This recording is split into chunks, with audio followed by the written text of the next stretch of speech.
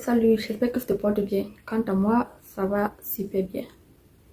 Il y a cette fameuse loi de la physique, la loi de conservation de l'énergie. Je ne sais pas si tu te rappelles.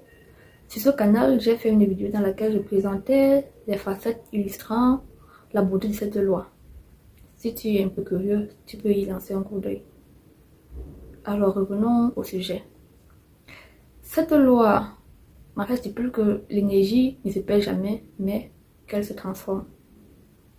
J'aimerais te dire en fait que même avec nous, c'est la même chose.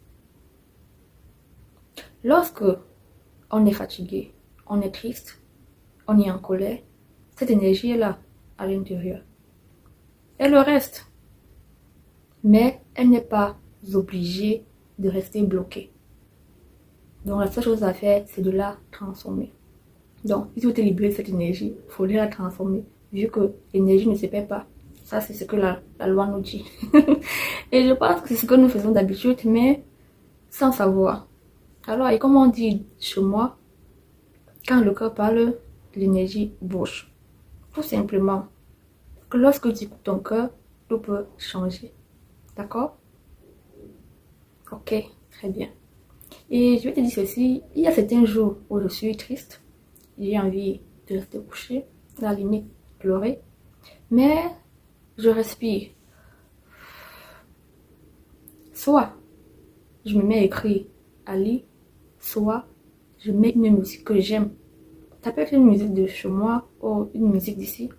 Je commence à danser, à chanter, même comme je ne sais pas le faire, mais je danse, je chante. Et tout à coup, tout va bien. La tristesse que j'avais se transforme en force, en bonne humeur, en joie. Toi aussi, tu peux. Ton histoire, tes souvenirs, tes peines, tout ça, c'est de l'énergie.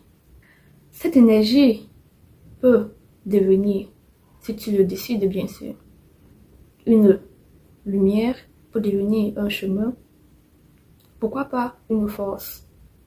Alors, aujourd'hui, en quoi veux-tu transformer ton énergie? J'attends ta réponse dans les commentaires. Si tu as aimé cette vidéo, n'hésite pas à t'abonner, de liker, de partager. Surtout, pense-y et à plus pour les prochaines vidéos. Bye bye!